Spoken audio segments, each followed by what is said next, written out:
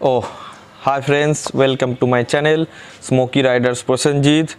तो आपको तो पता है लद्दाख का सीज़न आ गया है और 2 महीने के अंदर लद्दाख सीज़न ऑन हो जाएगा।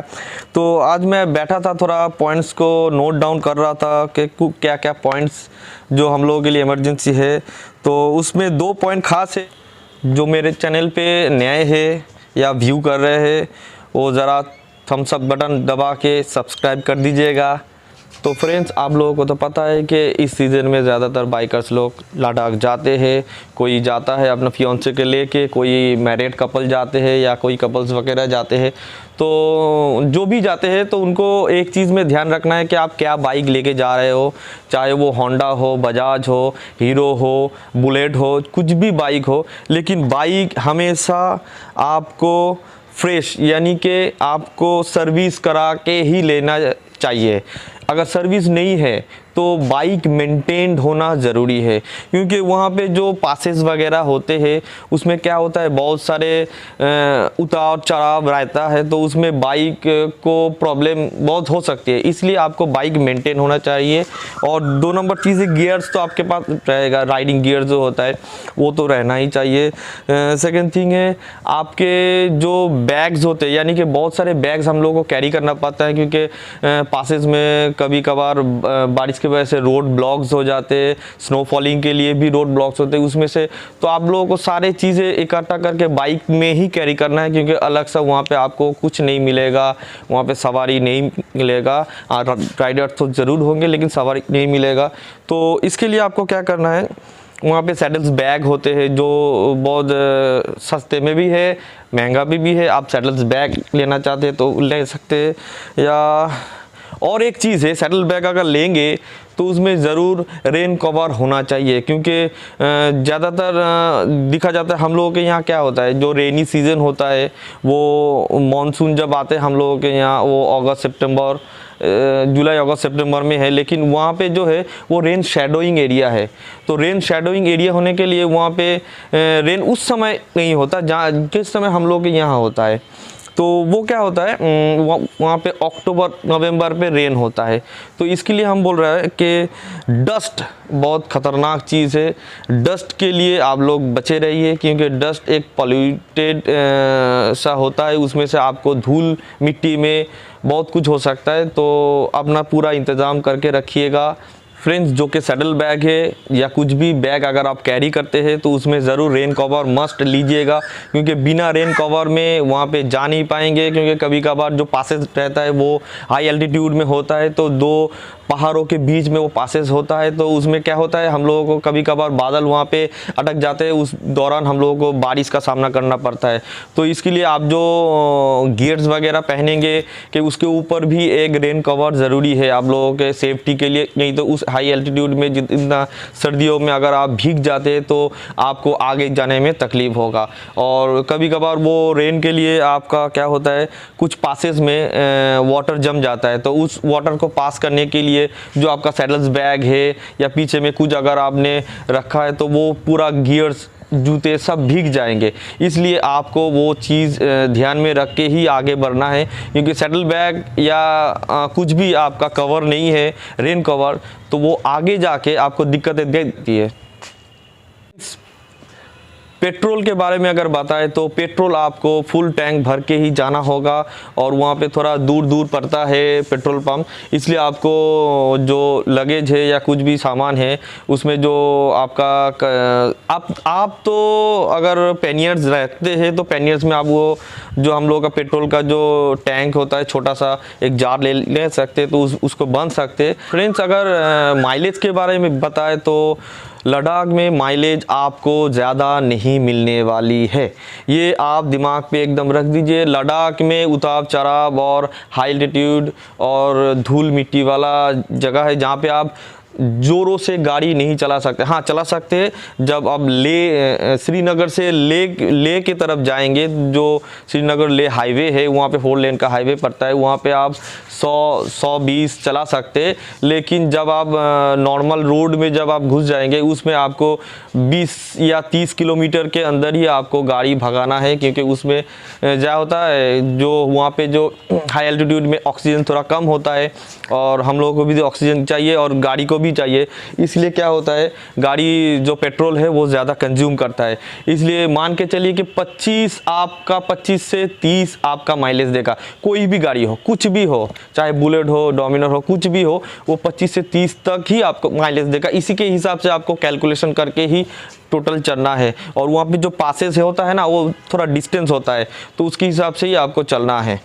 फ्रेंड्स, जब लद्दाख में खारदुंगला पासेस होते हैं, जोजिला पासेस, जहाँ जो भी पासेस में आप जाएंगे, ध्यान में रखिए कि बाइक आपको स्लो ही चलाना है। ज़्यादा तेज़ तो आप जा नहीं पाएंगे, लेकिन स्लो ही चलाना है। याद रखिएगा कि पहला खुद का सेफ्टी और फिर दूसरों का सेफ्टी, ये चीज़ ज़रूर आप ध्यान में रख चलिएगा। हाय फ्रेंड्स, और कुछ चीज़ें जो आपको ध्यान में रख के चलना है, जैसे कि नी गार्ड्स।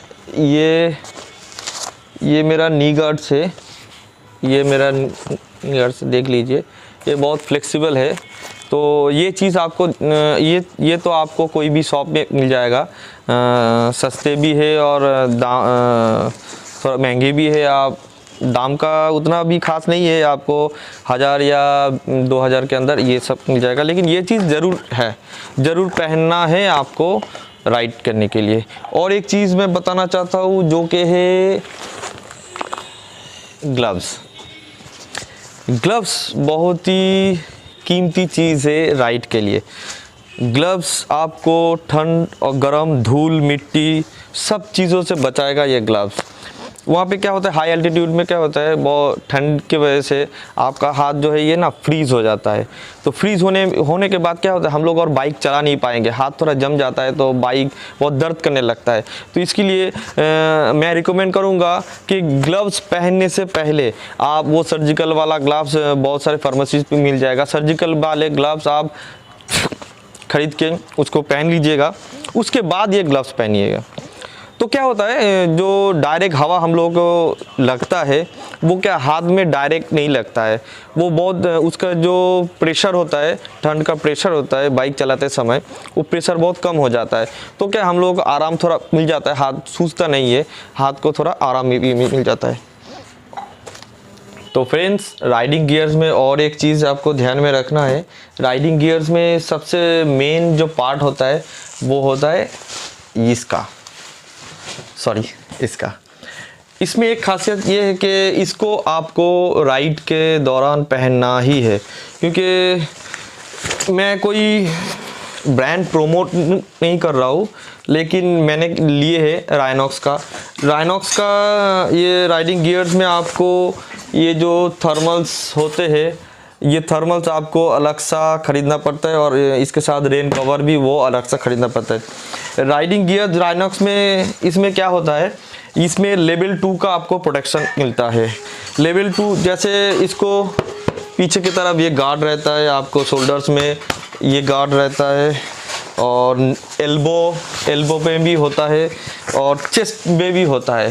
तो ये बहुत थोड़ा महंगे होते हैं, 8-9 हज़ार से शुरू है इसका, और बहुत जितना जाएंगे उतना प्रोटेक्शन आपको मिलेगा। लेकिन इसका होना ज़रूरी है एक राइड में।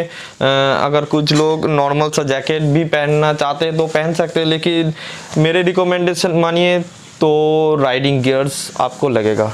इसमें और एक चीज़ आपको ध्यान में रखना चाहिए,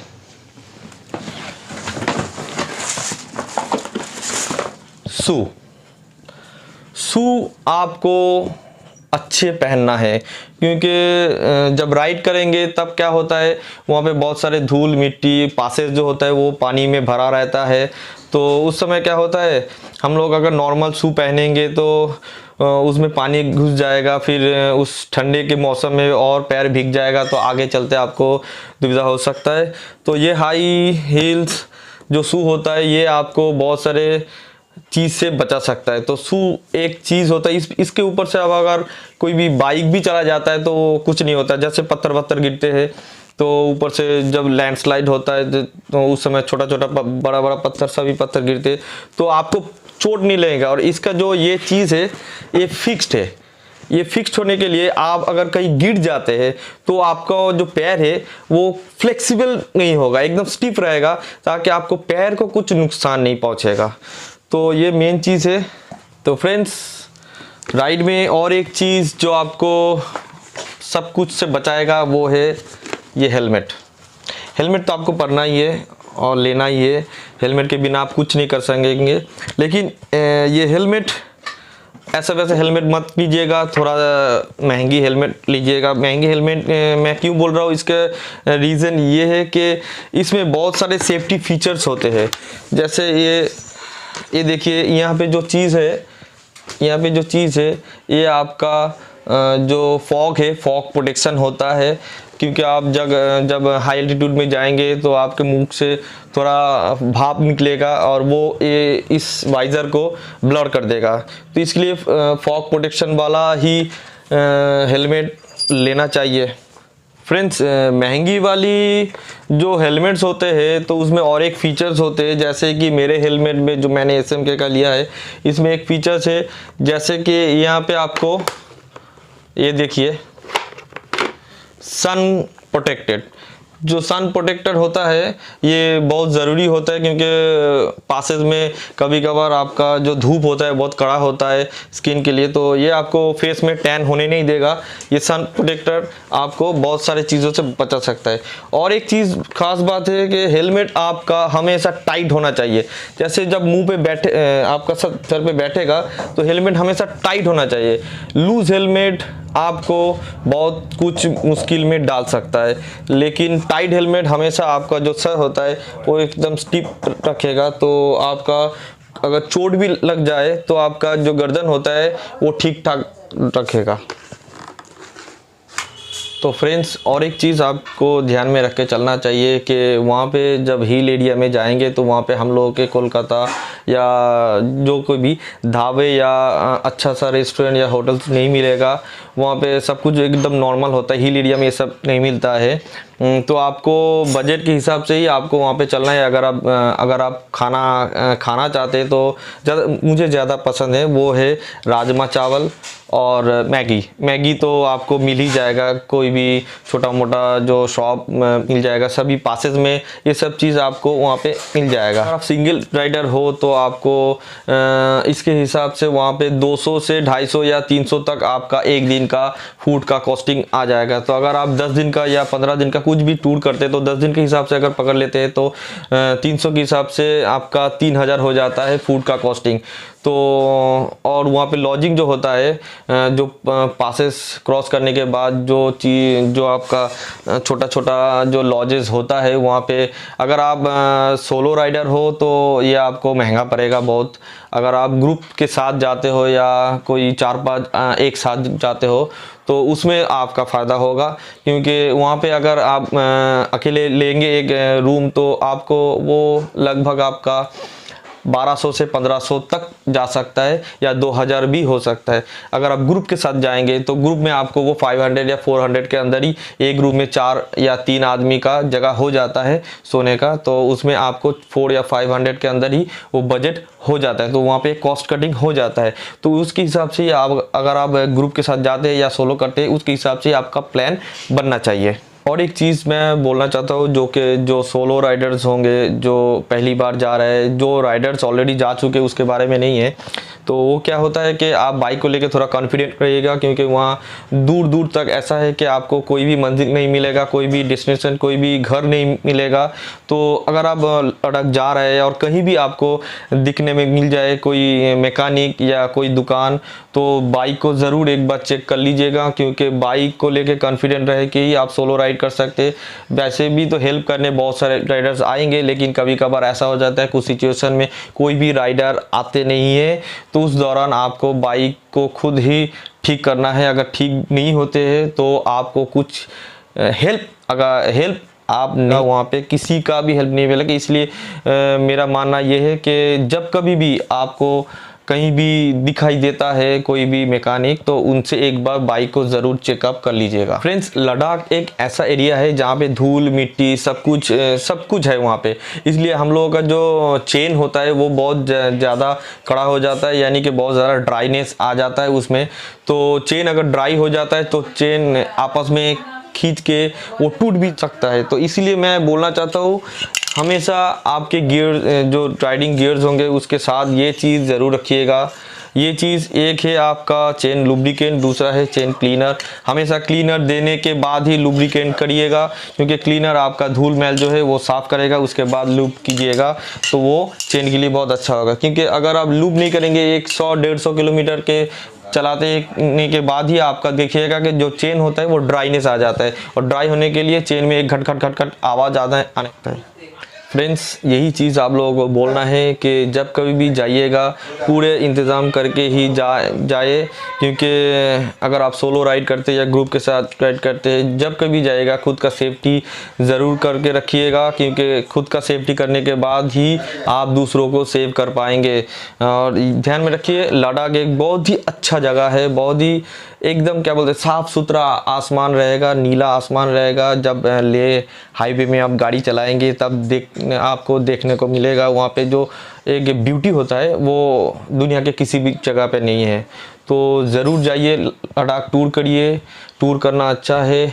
हम लोग जो फिटनेस होता है, ये फिटनेस का भी एक काम करता है टूर, तो ज़रूर कीजिएगा टूर। कहीं पे भी लद्दाख कीजिए, चाहे सिक्किम कीजिए, चाहे कोलकाता कीजिए, कहीं पे भी टूर कीजिएगा, लेकिन कॉन्फिडेंट रख के ही टूर में जाना ज़रूरी है। अगर आपके पास सेल्फ कॉन्फिडेंट होता है तो तभी आप टूर ऑर्गेनाइज कर सकते हैं या टूर में आप जा सकते हैं। व्यूअर्स नए हैं और देख रहे हैं ये मेरा वीडियोस, मैं उनसे ये बोलूँगा कि आप इस चैनल को एक बार सब्सक्राइब कर दीजिए। अगर मेरा वीडियोस अच्छा लगे तो एक थम्स अप बटन और सब्सक्राइब ज़रूर कीजिएगा। Thank you. जय हिंद।